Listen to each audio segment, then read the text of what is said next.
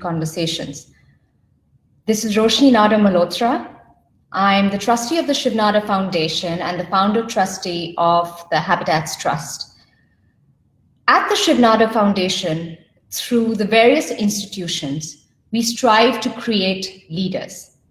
To our students, faculty, alumni, staff, parents, partners, and the extended foundation family, a total of at least 50,000, if not more. The Shiv Foundation conversations were created to bring you inspirational stories of leadership and perhaps during this downtime, help you truly reflect at the end of this tunnel, what kind of me is going to emerge. In the past few weeks, this platform has brought to you athletes, pioneers, entrepreneurs, business leaders, artists, a Nobel laureate, just to name a few. But what most of us have truly cherished during this lockdown is nature. The fresh air, the birds. In India, at least, I feel as though our lungs are in a bit of a shock after 20 years. With Earth Week having just passed and so much buzz on social media about how nature is finding its way all over the planet, our two guests today, all the way from Africa, are truly fitting and awe-inspiring. Words cannot do justice. Hence, I would like to show you an introductory video before we start this very exciting conversation.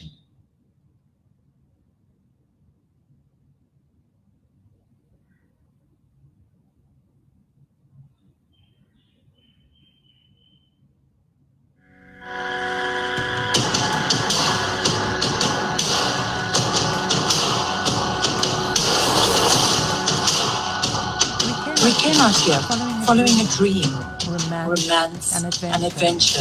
Beverly and I came here 30 years ago, looking for what is arguably the greatest story on Earth. How the world's top predators are the engines that drive everything. As you can live, I've always wondered how this is possible. I love this life. We get to look into the eyes of predators each day, and that challenges you.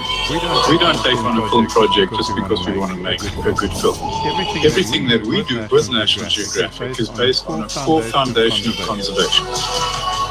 There are few moments in life when you know immediately that some kind of everlasting magic has just happened. This is one of them.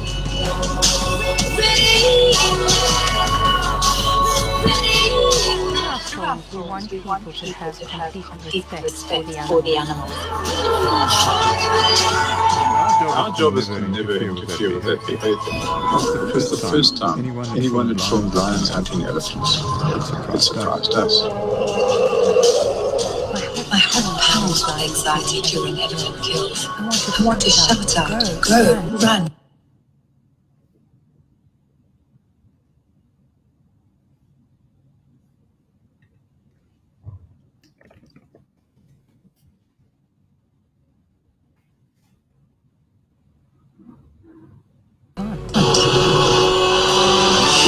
Our lives, our work as inspiration to other people to follow the same principle of conservation ethic.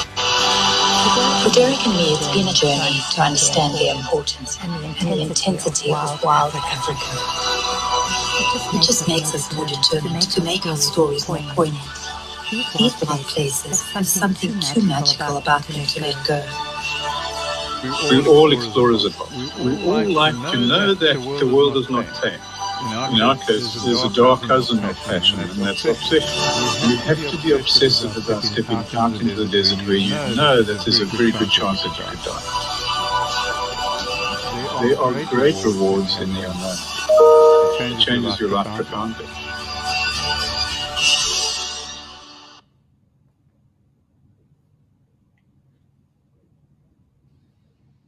Dereck and Beverly Joubert, award-winning filmmakers of wildlife, conservationists, National Geographic explorers.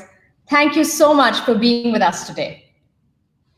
Thank you very much. Thank you. Namaste to everyone in India. Namaste. All right, let me first start with a personal question. How did your amazing journey together begin? That's very personal. We met in high school, actually, and so that wasn't very long ago, obviously. No, but well over 40 years ago we met, and we decided to go out into the bush together to try and discover this continent that we were born on. You know, we were born in Africa, and we felt that we didn't really know it. And so we went out into the wild, partly, you know, as a result of us falling in love, and I wanted to take Beverly off the market so nobody else could ever meet her again. But it was really us falling in love, us going out into the field and falling in love again with Africa. So we started our adventures really early on, 4 decades ago, way before we became National Geographic Explorers at Large. It was just a momentum and our passion in every way. And, you know, as we have evolved in our career through the filmmaking, we've evolved in the conservation as well. So at the core of everything we do is conservation. And it's great having a partner, soulmate, doing it together. I think that may be overstating it. Really, I'm Beverly's butler, and I just show up to serve her from time to time. You know. But I feed him good meals. That's amazing. You know, one of the things that I think, one of the unusual experiences that people all over the world are having is, you know, spouses in lockdown. And, you know, the amount of time that one has had to spend together with spouses. And, you know, coming from you two, who spent almost 4 decades, not only being together, but even working together. How do you balance that equation? You know, what are each of your strengths? Your work dynamics when you're out in the field? How do you do it? Yeah. Well, I think right now, I think we all need to be in a Zen moment and be a lot calmer. But instead of worrying about ourselves, you know, to look out and see how we can assist in changing what is happening. And so I find that definitely helps in this immediate situation. How can we assist the planet? What are the solutions? How are we going to protect conservation? And because Dereck and I are so passionate about similar things in life and share the photography and the filmmaking, it really does help. But when we're in the field, we do have our separate divisions. And Dereck does all the cinematic side. I do all the photographic side. We both produce. Dereck does all the writing. And then, of course, we're researching whilst we're out in the field. So it is a wonderful way of not tripping over each other, and then we assist each other. And I think that's the key is, you know, we should be able to look at how we can assist in a way that's only going to make the film better. And the film really is our baby at the end of the day. I think it's even in lockdown and these sorts of situations, much like us in the field, we try and focus on the similarities and the overlap rather than the differences. And just work together. And there's no greater human experiment than this moment in time on the planet, where we can either emerge from this better versions of ourselves, or focus on the negative and how hard it's been. And I'd certainly encourage people to follow what we followed in the field, which is, you know, yes, it's dry and it's dusty and we get bitten by flies and getting stuck in the mud and things are going wrong. But what's the upside? And the upside is that we live the most blessed life, actually. And I think we're all living the most blessed life right now because it's giving us a moment of pause and a moment to reflect and a moment to make commitments, you know, to maybe live a healthier way of living, a healthier way of eating. We are all abusing the planet, you know, with the amount of meat that is being consumed. Now is the time that we need to go more plant-based in every way. And I think at this moment in time as well, we do need to reflect also and acknowledge that there are lots of people around the planet that are suffering, that don't have it like we've got it, and that doesn't have exactly the same high level of butler service that Beverly has, for example. And so we do need to acknowledge that this is a tough time for a lot of people. Absolutely. You know, I did mention in my intro as well that especially in India, you know, the ability to all of a sudden be able to breathe fresh air and to be able to hear birds, especially in our big cities, itself is just truly such a blessing that, as you rightly said, it is truly a time to reflect. And a lot of your, I've of course been a great admirer, and I've watched a lot of your films. And one of the things that has struck me is that a lot of your focus has been, on the bigger mammals, the big cats, the elephants, the rhinos. And I thought at this time, if you could just highlight some of your conservation work that you've done through the Great Plains Foundation, that would be great. Well, absolutely. So you're quite right. And for a long time, we focused on lions. We studied lions in the very beginning of our careers, and on elephants and rhinos and leopards. And the philosophy then was, if you can protect those big iconic species, you are by default protecting everything else around them. But then we segued into collecting information and thoughts around expanding corridors, and in fact flipped it around, and that if we can protect these big pieces of land and corridors, we would by default be protecting the big iconic species as well. And so through the Great Plains Conservation and Great Plains Foundation, we've been slowly acquiring leases on land across Africa, which now numbers just below 1 million hectares of land. Wow. And it's a big, big pieces. All wild land, and in fact recently we did a calculation that because of that, to make the point, we probably have between 2 and 3% of the continent's elephant population on our land, and that's quite significant. Losing 2 or 3% would be a great loss. So we have to work very, very strongly to try and protect that. And then of course we 4 years ago started moving rhinos. We realized that rhinos were in danger in a huge way in South Africa and many other parts of Africa. And what we wanted to do is at least find an area where they would be protected and we would be able to hopefully grow a new population. We committed, the Botswana government was completely on board to move, and now at this point, I believe it's 4 years later, we've moved 87 white rhinos, and we have had a huge amount of calves born in the wild, so it's incredibly successful. Obviously now through COVID, how do we protect them? How do we continually protect them with, tourism stopping and of course making it easier for poaching to come in? And so that is one of our goals right now, is finding those solutions. And then if we do everything else in the foundation, we also work with communities in a big way, empowering women. We've got a wonderful program that actually is linked to India as well with the Barefoot College, and that is teaching women solar board electronics. They come to India for 6 months learning solar board electronics, and when they return back to their communities where they're completely off the grid, no electricity, they can empower everyone else, but literally have power in their hands to give power to the people, which is really exciting.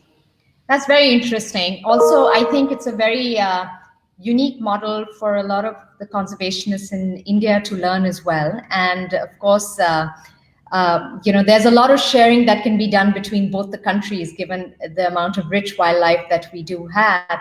One of the things that I think for our audience would be very important is understanding data, because it helps put things into perspective.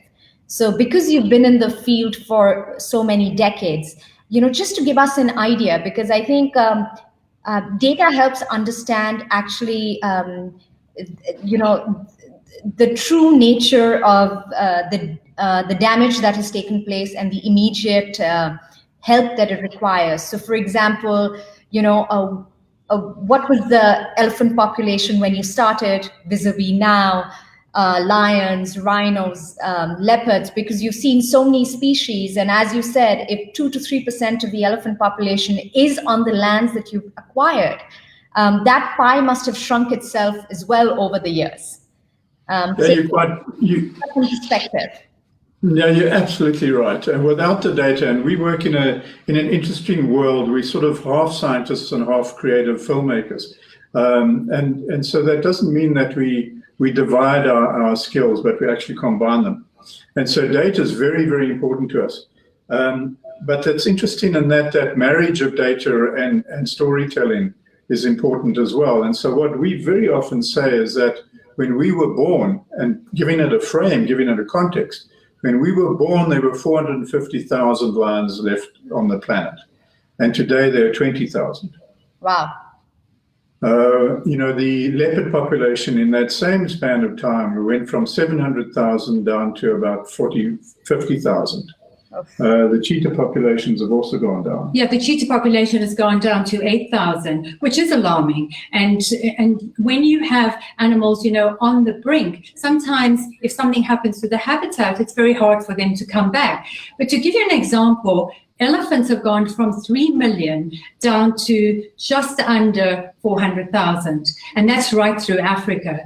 And so that's quite a drop. Rhinos are right now down to 20,000, and there are really only 4,000 black rhinos. So with the emergency of poaching happening, right through Africa, and rhinos are being targeted because of the horns, it makes it very difficult to protect them. And so that is the key reason of, trying to put them in secret locations that are secure. But it's an ongoing battle. It's what we're facing right now, right through Africa, is how do we protect the last pristine areas? For me, I see them as the last life reservoirs of African animals. But it's not only happening in Africa, it's happening globally as well. Absolutely. But I think in context as well, it's interesting that since we were born, these numbers have sort of gone down in this unbelievable trajectory. But at the same time, public awareness has gone up. And so we're incredibly hopeful because the youth in particular are rallying around this and saying, be careful about the world that you're going to hand back to us, our next generation. And there's a bigger voice in the public today than certainly when we were born. Absolutely true. Just as a direct connection to the question, at this current moment, because of the lockdown, there are various areas which are extremely vulnerable. And I think Beverly touched upon this as well. And I know that you've been doing a lot of work with rangers as well. And if you'd like to share some of that with us, and I know we also have a video to show. So please share more. Well, I'll share that and then we can do the video straight after that if you like. Yeah. But here's what it is. This is the first time in history, I think, where we can relate something that went on with our relationship to nature, let's say the wet markets in Asia, and how that has then created a global economic collapse. That rolled on to tourism collapse. So much of that has affected conservation and the communities around it, forcing communities back into the poaching realm, and then those products going back into the wet markets. So there's this continuous cycle that we have to break. Somewhere within there, with the economic meltdown, it's inevitable that rangers in the field, anti-poaching forces, field rangers, monitors are going to be cut as well. And so as an effort from tourism, from Great Plains and from our friends, we've started a project called Project Ranger, which is basically about preventing a poaching pandemic later on. And so we're raising funds to supplement the salaries of rangers that would be cut. And we want to fund 5,000 rangers for a year. And that at least will keep the status quo where it was. I don't think it was great before, but at least we won't be losing ground. So it's really there to stop, to sponsor a ranger, stop a poacher, and save a species. And if anybody would like to assist in sponsoring a ranger's salary for a year, it's around $6,000 US. But obviously, any donation, would be incredibly helpful because we'll be able to give it out into the field as we accumulate. Absolutely. So if that video was available, maybe we could look at it now, unless you want to save it for later. Yeah, we can play the Rangers video, please.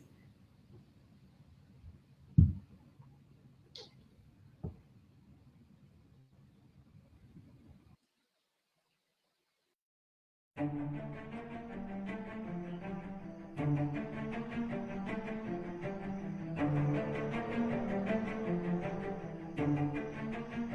are guardians of the wild, men and women taking care of the most endangered.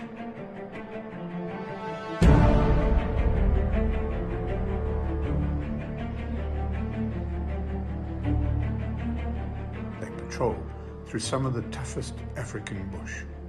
They risk their lives collecting snares, stopping the supply to wet markets in Asia, breaking that cycle.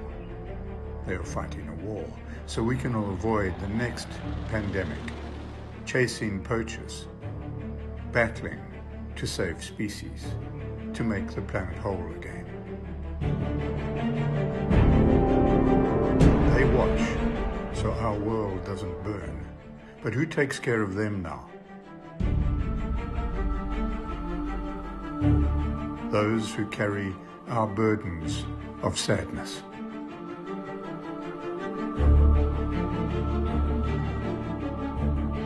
Rangers across Africa now being laid off, cut back. Rangers who now need us so they can continue to serve. Project Ranger. Join us in preventing the new poaching pandemic.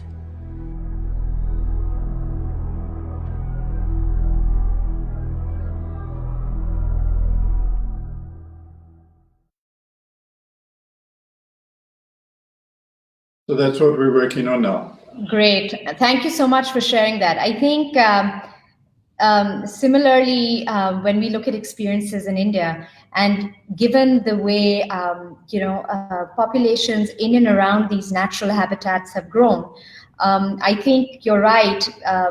The people most affected by the symbiotic relationship are people who actually live there. And how can you actually? And I think today, it's impossible to do wildlife conservation without actually doing a lot of preservation work and taking the populations that live in and around them and who have been either affected by them or have been engaged with them over a long period of time. You need to carry those people with you. And I think that's one of the messages that this particular initiative of yours truly tries to cater an answer to. Yes, very true about that. And of course, it's all about education as well. So we start education from the ground roots, in the schools, in those communities. And then we constantly are educating adults in the hospitality business, because obviously Great Plains is in the hospitality business, the safari business. So education is key, but right now the urgency is educating and continuing people on the ground to protect these areas. Also, I think it's that perfect storm that you're talking about. If we get it wrong, it is a perfect storm. And if we start pulling elements out of that cycle, we can break that cycle. So we have to stop the trade in wildlife, yes. We have to make sure that the rangers are funded and those boots on the ground, we have to do that. But at the same time, we have to educate. We have to make sure that the communities are seen as our partners and are our partners in conservation. And that feeds into so much of the work that you do. Yes. All right, now coming to your films and your photography. First question, extremely tough to choose, I'm sure, but if you were to describe your most favorite wildlife filming experience, what would it be? What did it feel like? Did it change you in any way? I think our viewers would love to hear that. That's very hard to ask that, because as I said earlier, each film is our child in so many ways. So it's like me asking for you to choose, who is your favorite child. But but we've had some really ugly children. And really, each experience has been phenomenal. But I am going to see that I've got a leopard behind me right now. Choose Lakadima the leopard, Eye of the leopard. It was a profound time being with her. We were with this little leopard that had just been born. Her mother had allowed us into the den, and we decided to stop our lives. A little bit of what's happening right now. We went into pause, but our pause was watching this little leopard grow up for 3.5 years. And it was remarkable because she accepted us as the forest in the beginning. And then when her mother expelled her, it looked like she accepted us as surrogate parents. And so it was a beautiful time. And we every day had a unique moment with her. And it was really evident that she wanted to be really a part of us. The one day she jumped into our car, which was, oh my, this is new, and this better not happen to any tourist, otherwise something is going to go badly wrong. But we felt incredibly privileged being with her. You know, Roshni, for me, I think our most recent production, which is a 4-part series on the Okavango, is one of my favorites because we were able to do leopard work and lion work, elephant work, rhino, whatever it was. But it's probably the most reflective that I've been in writing a script, partly because the journey of the Okavango became evident to me as I was writing it, because 1 year into the filming, or 4 years, we had a terrible accident, and a buffalo came out and knocked me down and impaled Beverly and actually killed Beverly. Beverly died in my arms. This is somebody else altogether. Killed Beverly, and I got her back 3 times, and we lost 9 months in the field. And while that was going on, while Beverly was recovering, I was reading Dante and reading about the journey from purgatory to paradise. He also went on a quest to find the love of his life, Beatrice, of course. But that journey then became the backbone of the story for the Okavango. And I really enjoy giving hidden meanings in the script, and so that it's not just a film about animals running back and forth and killing each other. Thank you. Thank you so much for sharing that. Just for our viewers, we can here in India, and of course on YouTube, watch Eye of the Leopard. And it's been beautifully narrated by Jeremy Irons. And I'm watching it with my kids right now, so of course I have to plug for it. I don't know if we're able to watch the Okavango series here in India, but we hope we can soon at some point. And thank you so much for sharing that. You know, you've shared some beautiful photographs with us, which I thought that we could show at this time. There have been some aerial shots as well. Absolutely. And, just on a connection to that is, are these some of your favorite wildlife? Are these some of your favorite photographs? And is there an experience or an emotion around any of them? So should we just show them and then you can perhaps talk through them? Yeah, Yes. run them. Let's talk through them. Yeah. And really the reason why we chose the aerials right now is with everybody in lockdown, I wanted to be able to give a bird's eye view of what is happening in many places that are protected out in the wilderness areas. And here we're in the Makadikadi salt pans with zebras, but it's almost like they are going on a crossroads to life. And I think that's where we all are right now. Similarly, I think this talks to the Okavango film that I was just telling about. And unusually, one sees these big migrations of giraffe, for example, crossing water, which is not something you usually see. And I love this image of Beverly's because it seems so pristine and clean, which is the epitome of the Okavango. And it's a little bit of the golden threads of life, and the water here is that golden thread going through the cylinder area. All right, this is beautiful. And then here, I call this one the horn of the buffalo because this aerial, they're almost creating a horn of the buffalo at the same time. And of course, it was a horn that went and impaled me. So when the buffalo hit me, it impaled me, and I was ran off with the buffalo, and I was on his horn.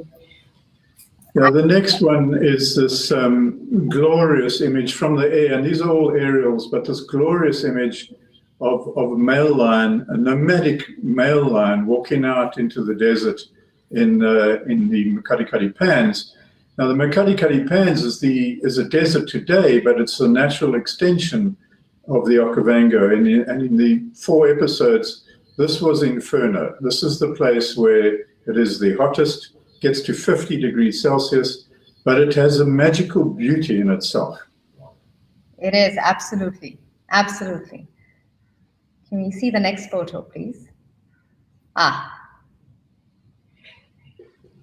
So again, you know, I think that the clarity, almost porcelain-like clarity of the Makati Pans, sometimes just after the water, there's, you know, just a fistful of water that spreads out over 5,000 square kilometers, and then dotted with this remnant of the wildebeest migration that goes through there. But the canvas itself is the land, and I like that most about this image.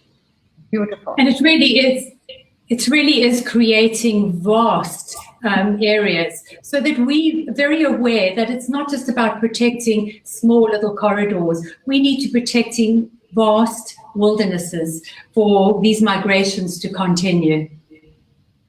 Absolutely.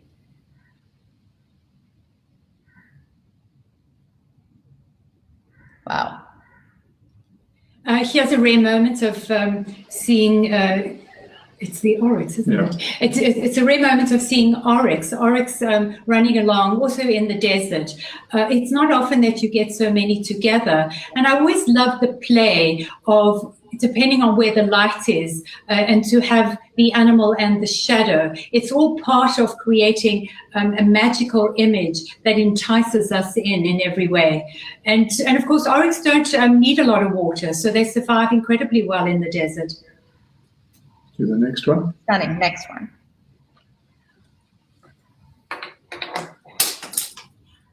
Oh. Okay. So again, my favorite, in the Okavango, what's amazing about the elephants in there is that the Okavango wouldn't exist without the elephants. The elephants are these architects of the Okavango. You can see where they've been on the bottom and left side of the frame. They've created this mosaic, these little paths cutting through the reeds. And what happens is straight behind them, the path opens up and forms another channel, just like the one that they're going to. So there's this wonderful symbiosis that, in particularly in moment of lockdown, we have to think about our relationship with nature and how everything that we do has an impact. This is absolutely incredible.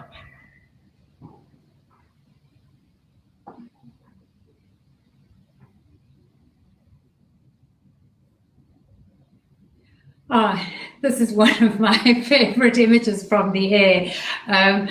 You know, obviously at last light into dusk, it gave that golden feel. But here is a bull elephant creating a magical ring all around as he's moving and drinking and playing in the water. And this is also in the Okavango Delta. Rings of gold. And it almost looks like it's beaten in copper, doesn't it? Yes, and it's amazing because the water actually looks like sand. Yes, exactly right. Yeah. All right, next, please.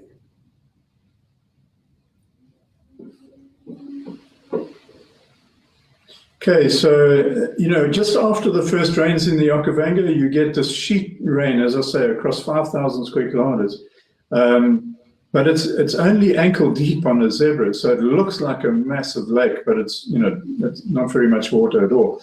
But what is interesting about this whole zebra migration goes down into the Okavango, not to get to the water at all. In fact, they're leaving the Okavango where there's tons of water, and they're going down for the salt. And so as they get there, the rain comes in and it lifts the salt out of the Makati Pans. And it took us some time to figure out why they were actually doing this, but it's all about the salt. And this really is the second largest zebra migration in Africa. The largest is in Kenya, and this is in Botswana. Amazing, amazing. And I think we have a last aerial shot. If we can have a look at that, please. Oh, wow. Yes. So this might be a little harder for one to understand exactly what you're looking at, and that really is the intention. It's along the Zambezi, and of course the folds in front could almost look like a human body lying in front, but that is the beach sand. And as the water recedes in the time of drought, you'll get this beach sand. And of course, those little hippos love to just come and wallow in that area, and eventually, just bake out in the sun during the day. So what's interesting about this is that sand is actually underwater as well. So the water's over that sand, then a deep channel to the top part of the image. And this is in a place called Sapi, which is on the Zambezi. And it's actually another one of those areas that we took over that's about 128,000 hectares in size of pure wilderness. And when we took it over, it was hunted, and so we've stopped hunting completely. And we've done that in various other places, especially in the Salindo Reserve in Botswana. When we took that over 13 years ago, it was a hunting concession. We stopped the hunting and turned it into being completely tourism, and that's how we make it sustainable, by bringing tourists into the area. Thank you. Thank you so much for sharing these beautiful photographs with us. Such a pleasure. I'd like to ask, if you could choose an animal to film which you haven't before, what would it be? We might have different animals, which means that this might end up in a divorce. So you go first. Well, I know you're probably going to choose tigers, so I will say orangutans. I just find that I laugh a lot being around orangutan, and I just love to understand the primate more. But of course, I'm fascinated with tigers, so I don't think we'll have a divorce. No, I'd love nothing more than actually coming to India and spending a couple of years really understanding tigers. There have been so many films done on tigers that are so good that I don't think that we can do any better. So to be far better, I'm far more interested in the journey that a tiger or even a leopard in India may take us on. Great. You're always welcome, and we're waiting for you. And whether it's the orangutan or it's the tiger, it's your way to come to Asia. That's right. Yeah.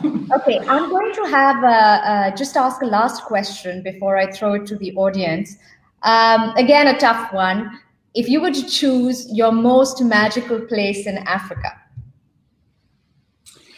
I see a second divorce coming. Yeah. You go first.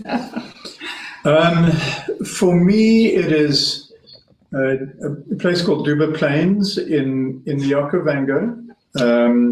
It's where we actually have our home. It's where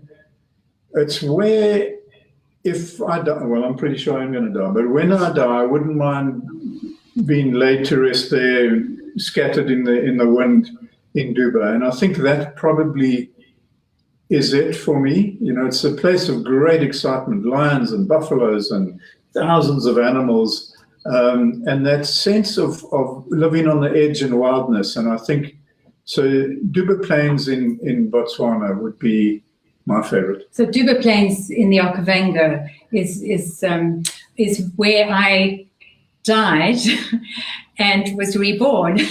So yes, it is very special to me as well, and so is the Okavango. But seeing that you've chosen that, another place that really captivates me in every way is in Kenya, Mara Plains. Mara Plains is just on the border of the Masai Mara. And, it's hard not to fall in love with the area. Even when the migration is not there, it just has an abundance of wildlife. And you'll see leopards. Right now we're doing a film in that area on leopards. We're calling it Toto, a leopard's tail. And Toto is the little leopard who has this gorgeous aquamarine eyes, very, very different to this leopard behind us, which is so amber.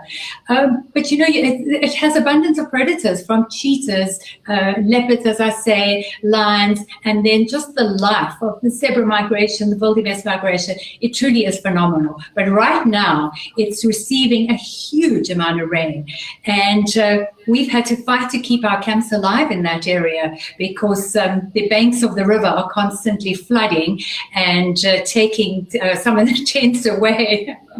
You'll notice we didn't say New York or Helsinki. Yes, this is true. All right, so thank you. Moving on to audience questions. Nalini says, what can an individual do directly to help wildlife in addition to donations? So, how can one contribute other than donations? Yeah. So, Roshni, here's what I really think that the problem with conservation is. It falls into three categories. One is ignorance, the other is greed, and the other is necessity. So we spoke about those communities, and we can't have poverty on the boundaries of conservation areas, because ultimately we want to make sure that there is no poverty. We are humans, we care for each other. But poverty will collapse conservation long term. So we should do whatever we can, even though we can't get to conservation, to reduce poverty. Greed is something we can really not do very much about, or it's a governmental issue. But ignorance is something we can all do something about. We're living in a post-truth era. And I would just encourage everybody to find the truth, whether it's about Corona, or whether it's about hunting and the value of hunting or not. There's so many opinions that pass themselves off as being fact. I would encourage people to find the facts, understand them, and then spread the facts and erode ignorance. And then I would just add, I think it's the time for all of us to be conservationists. So it needs to start at home. It needs to start within ourselves. Maybe, as I mentioned earlier, let's look at what we eat. And is what we eat harming the planet? And we can change that. But I also think that we need to push policymakers a little harder so that they do make the right decision. Right now, we know we're on the brink of climate change, global warming at the same time. And so we're on that tipping point.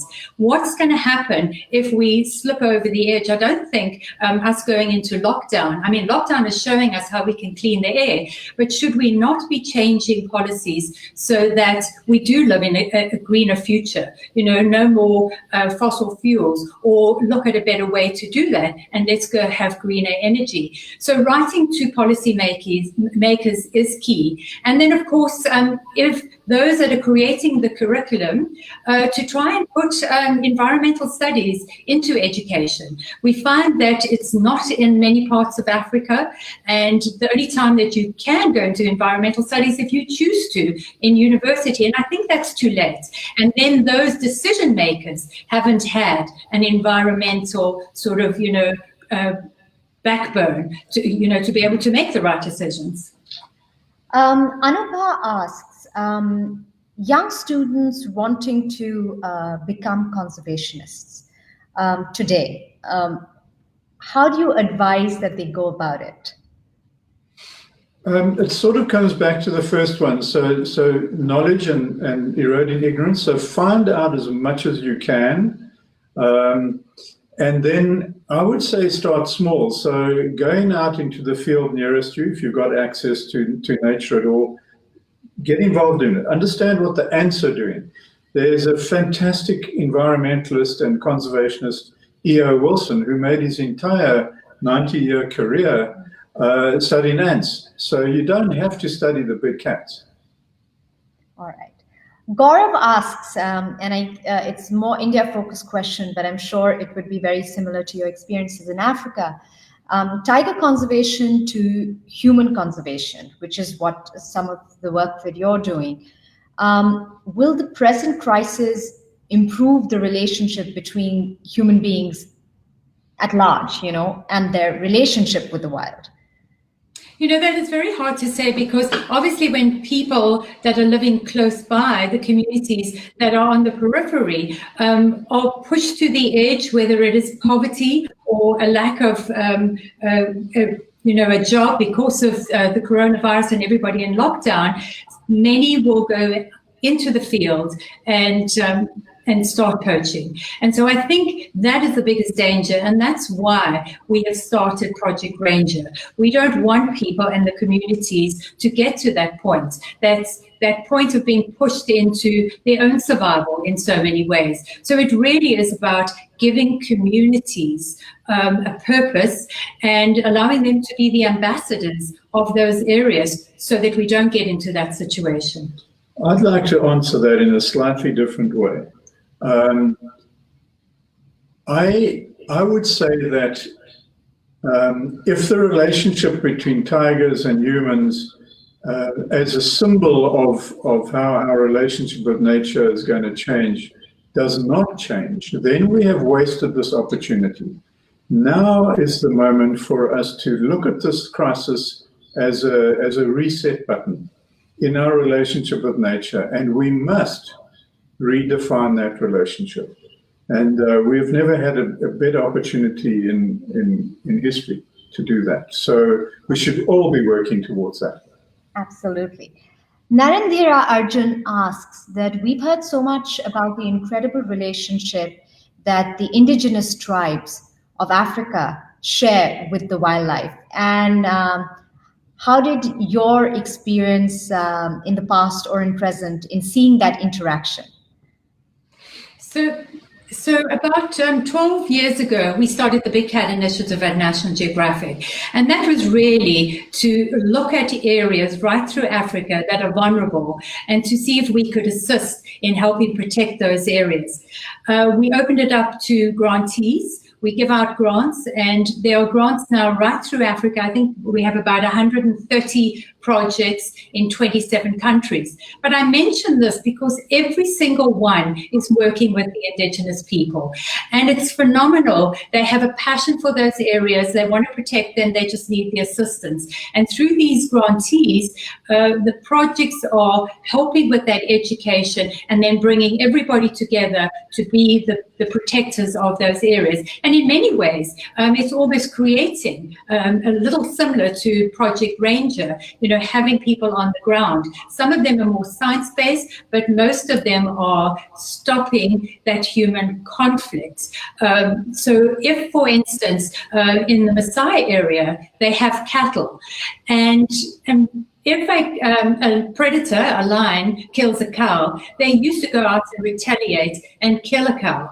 Now with these projects, everybody's working together to try and assist so that no cows are ever killed by better husbandry, better bomas. And I think, seeing the Maasai in this way is truly phenomenal.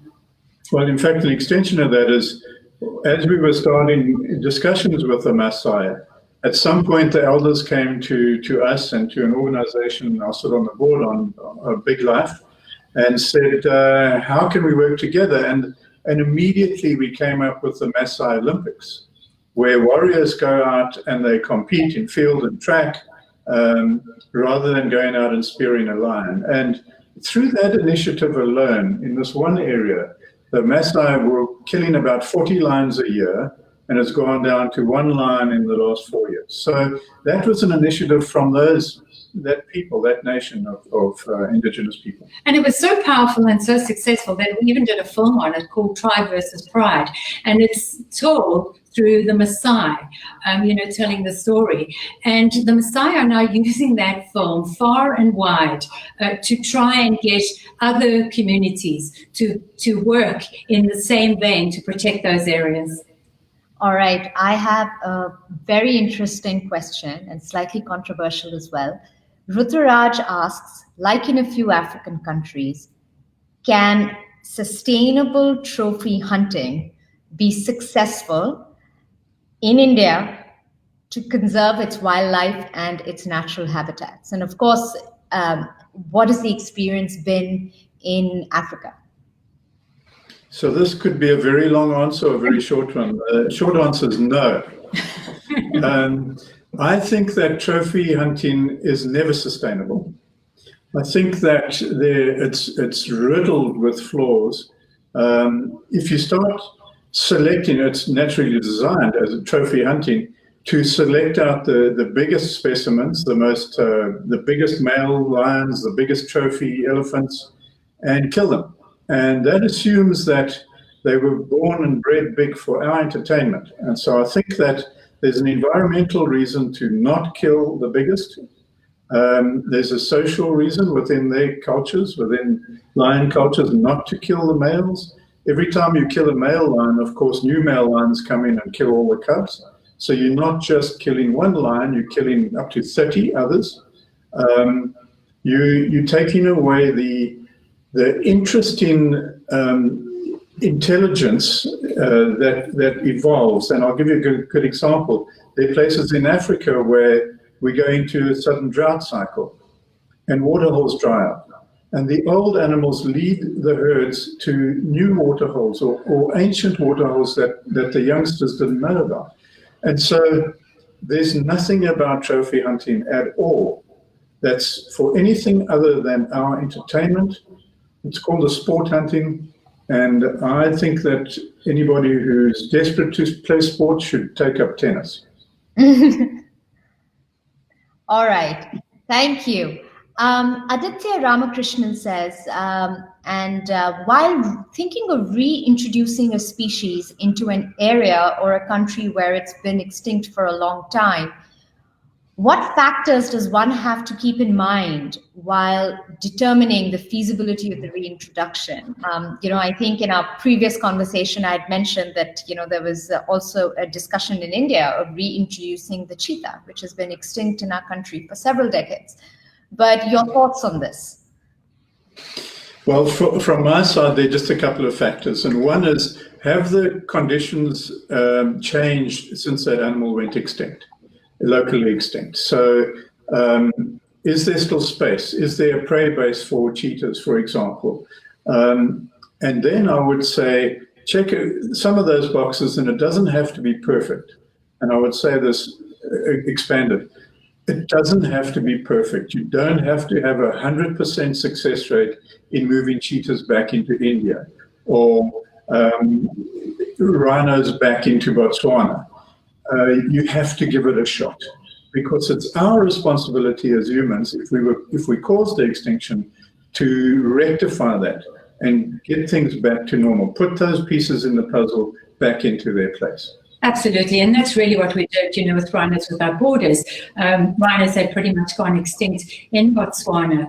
They'd been poached out. And so taking them back into areas that they were once was an easy way to do it, because we knew they would adapt to the environment.